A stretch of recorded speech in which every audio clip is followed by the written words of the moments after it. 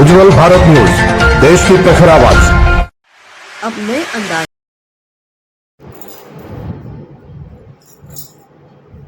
Buddha Purnima special. जय श्री कृष्ण दर्शक मित्रों, હું આચાર્ય दुर्गा रिटैक। जय श्री कृष्ण और राधे राधे। जय श्री कृष्ण दर्शक मित्रों, मैं आचार्य दुर्गा प्रसाद शास्त्री आप सभी का स्वागत करता हूं आपके YouTube चैनल में, जहां पर विविध प्रकार के राशिफल के सहित अन्य वीडियो भी बनाते रहते हैं। यथोचित प्रसंगों पर भी हम अपना वीडियो बनाते हैं। आपको भी अगर वीडियो में इंटरेस्ट और रुचि है तो आप अपना सब्जेक्ट हमें कमेंट बॉक्स में भेज दीजिए, हम उस पर वीडियो जरूर बनाएंगे।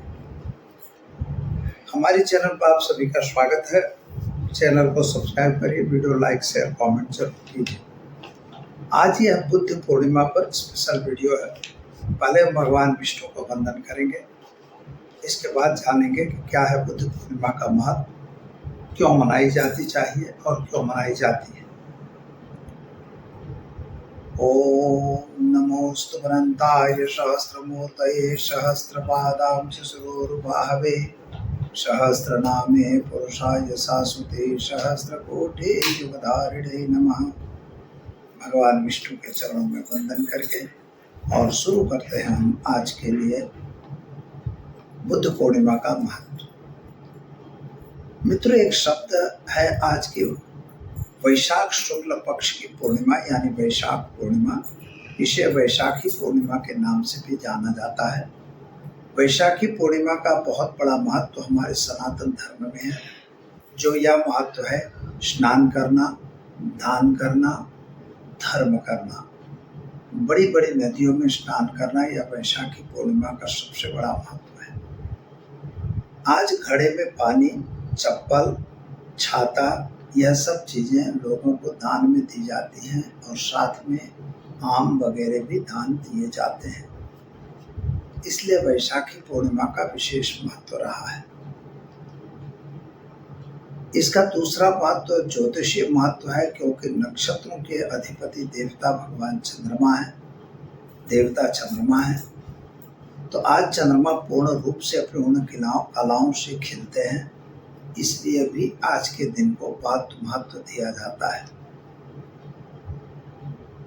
आयुर्वेद की दृष्टि से आज वनस्पतियों पर चंद्रमा की जो किरणें पड़ती हैं वह भी किरणें अमृत के समान होती हैं, तो आयुर्वेदिक तत्वों के गुण भी विशेष हो जाते हैं। चौथा महत्व, इसका सबसे बड़ा महत्व है, भगवान विष्णु ने अपने अवतार के रूप में, बुद्ध अवतार के रूप में धारण किया था। पांचवा इसका महत्व है कि इसको बौद्धावतार के रूप में भी संकल्प में पंडित लोग गिनते हैं। कुछ लोग नहीं गिनते, जिसमें हम भी आ गए, लेकिन इसको बौद्धावतार भी कहा जाता है क्योंकि उनका अंतिम अवतार था। इसके बाद जो है 24वां अवतार जो था तीर्थंकरों का अवतार माना जाता है, लेकिन बुद्धावतार को भी वैल्यूएबल गिना है। वह भी हमारे सनातनी संस्कृति से मिलता जुलता है। भगवान बुद्ध जो थे उनका आज का दिन अवतार हुआ, यानी उनका प्रादुर्भाव हुआ, उनका जन्म हुआ, इसलिए इस अवतार को बुद्धावतार माना जाता है। जैसा कि इतिहासकारों ने लिखा है और इतिहास में देखने को मिलता है, तो 2500 ईस्वी सन पूर्व यानी ईसा के 2500 वर्ष पहले, और करीब इतिहास में तो 463 से लेके 563, 483 से लेके 563 ईस्वी सन पूर्व की कहानी है कि जहाँ लुम्बिनी नाम का एक गांव नेपाल और भारत के बॉर्डर पर आता है, वहाँ के जो राजा शुद्धोधन थे, उनके यहाँ माया देवी नाम की उनकी रानी थी। उनके यहाँ सिद्धार्थ नाम का बच्चा संतान उत्पन्न हुआ। राज्य में, सारे राज्य में खूब उत्सव मनाया गया और बड़े लोगों को, राजा के बहुत दिनों बाद संतान उत्पन्न हुई। लोगों को बड़ा उत्सव था कि हमारे राज्य को उत्तराधिकारी मिला है। सिद्धार्थ थोड़े थोड़े बड़े हुए, जब 5-6 वर्ष की उम्र के हो जाते हैं, कुछ और बड़े होते हैं, उनकी शादी की गई। मित्रों, ये याद रखिएगा कि शादी जब भगवान सिद्धार्थ की हो जाती है, लेकिन वो नगरचर्या में निकलते हैं, रोज निकलते थे, हमेशा निकलते थे, तो जन्म मृत्यु जरा व्याधि, एक तरफ जन्मते हुए बालकों का हर्षोल्लास देखते थे, दूसरी तरफ बीमार आदमियों को भी देखा करते थे, और तीसरी तरफ घर में क्लेश को भी देखते थे, और चौथी तरफ राज्य दरबार में देखा करते थे। चौथी तरफ अंत में आदमी मर जाता है, मरने के बाद उसको सब लोग रोते हुए स्मशान में भी ले जाते थे। इन चीज़ों से उनका दिन भर आया, और जैसे दिन भर आया तो उन्होंने अपने घर का त्याग करके रातों रात निकल गए। कहा जाता है कि उन्होंने अपनी माता को, अपनी पत्नी को, अपने घर में पिता को, किसी को कुछ बताए बिना वहाँ से निकल जाते, और वहाँ से भारत की तरफ, क्योंकि उन्होंने पढ़ा था कि भारत में ज्ञान का स्रोत है, इसलिए वह भारत की तरफ अपने बॉर्डर पर ही थे, इसलिए भारत में आके भ्रमण करने लगे।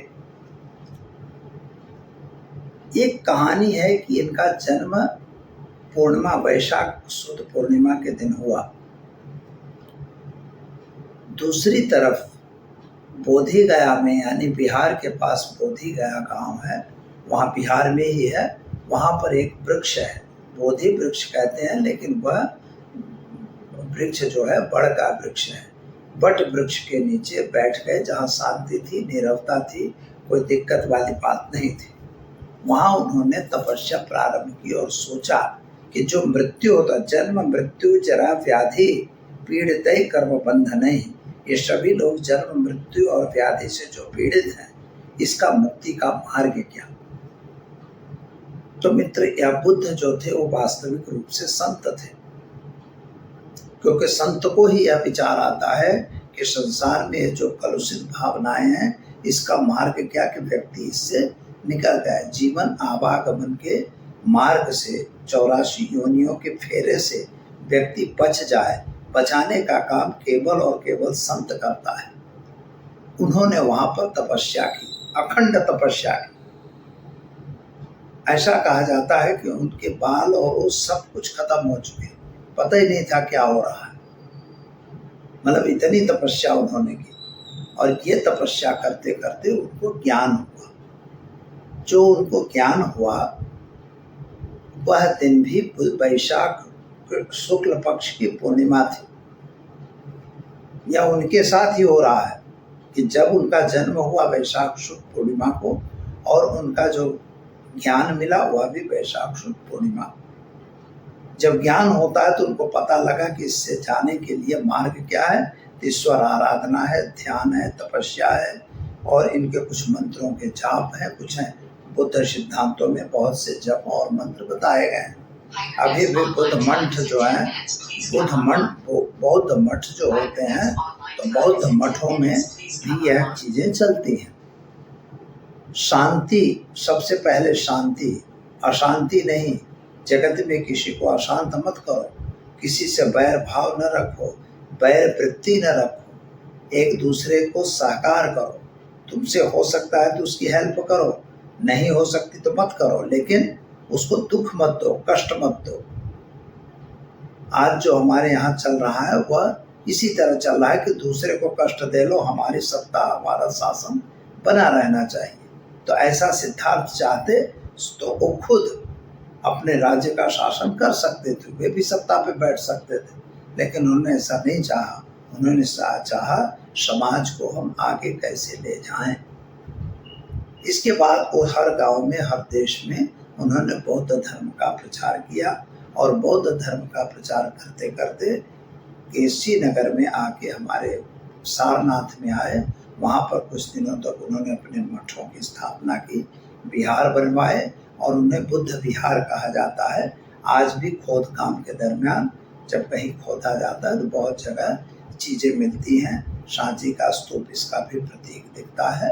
साथ में इनके, उन्होंने भारत में ही अपने शरीर का निर्माण किया।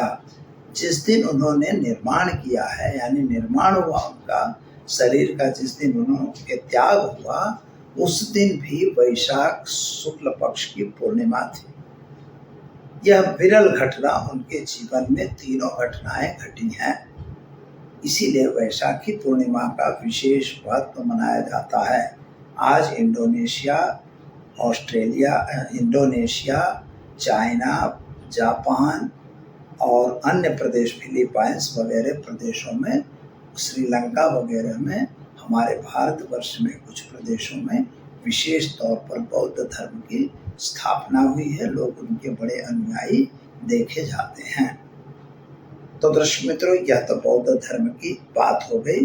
अब बौद्ध धर्म का मेन जो आशय था, तो सत्य, अहिंसा, फिर असत्य, अपराग्रह, यह सब चीजें उनको थी। किसी को देखो, धर्म रखो, धर्म को मानो, धर्म के साथ असत्य को छोड़ो, असत्य को छोड़ दो, सत्य को अपनाओ। सत्य को अपनाना है और आस्तेय नहीं रखना है। किसी की वस्तु का अपरिग्रह रहना है, किसी की वस्तु को अपने में खींचना नहीं है, ले नहीं लेना, किसी से ईर्ष्या नहीं रखना है, द्वेष नहीं रखना है। इस तरह से उन्होंने 5 सिद्धांत दिए थे। उन्हीं 5 सिद्धांतों के कारण भगवान बुद्ध को तथागत कहा गया है। किसी भी संत को तथागत की पदवी शंकराचार्य या रामानुजाचार्य को भी नहीं मिली है, जबकि बुद्ध भगवान को तथागत की पदवी मिली है। शंकराचार्य भगवान को भी नहीं मिली, रामानुजाचार्य भगवान को भी तथागत की पदवी नहीं मिली है। इसलिए बुद्ध को तथागत कहा जाता है। तो दर्शक मित्रों, वीडियो आपको कैसा लगा?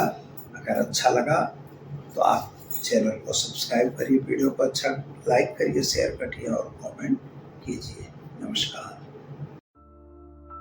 अप्पदीपो भव, यानी अपना प्रकाश स्वयं बनो। यही भगवान बुद्ध का वो विस्तार है जो पूरी मानवता को एक सूत्र में जोड़ता है।